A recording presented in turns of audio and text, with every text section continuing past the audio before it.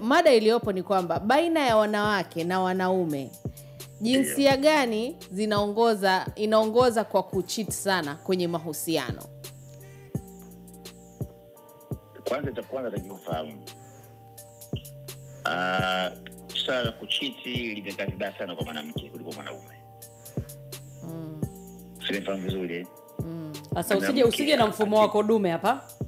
Tulia basiami. Nisikize vizuri, mwanamke asili yake imeumbiwa kupokea, mwanaume asili yake imeumbiwa kutoa. Kwa hiyo mwenye kupokea ndo ana asili ya uchafu. Mwenye kutoa ana asili ya uchafu. Kwa hiyo mwanamke kama upo kwenye mahusiano, manake utakiwi wala upaswi kuwa na mtu mwingine isipokuwa wewe yule uko naye.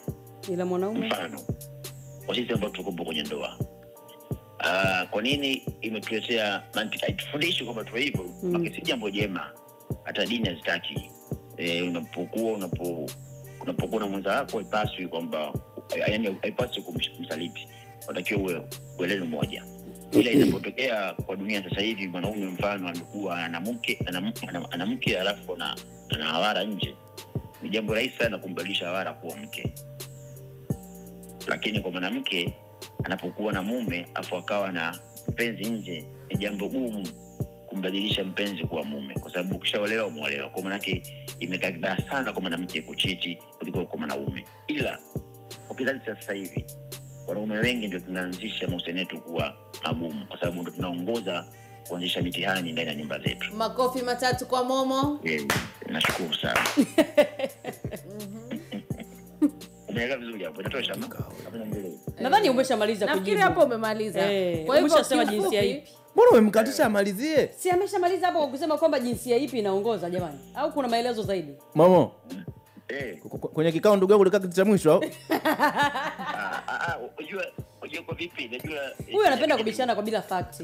Inabidi tueleze ukweli. Kwamba sababu hizo wanaume muumbe yetu tofauti. Unajua hata ukiangalia utasikia wanaume ndio walivyo.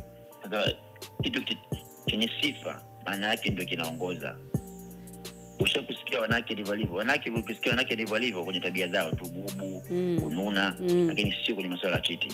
Cheating ni sifa ya kiume, imekuwa iko hivyo. Naam. Kwa hiyo na pitia kwenye mahusiano mengi, ukiangalia kwenye asilimia kubwa sana wanaume ndio wanzalisha matatizo katika familia zao. Na matatizo makubwa ni hayo, utasikia tu. Ukisikiza mke wake bana nimemtumia message mwanamke huyu.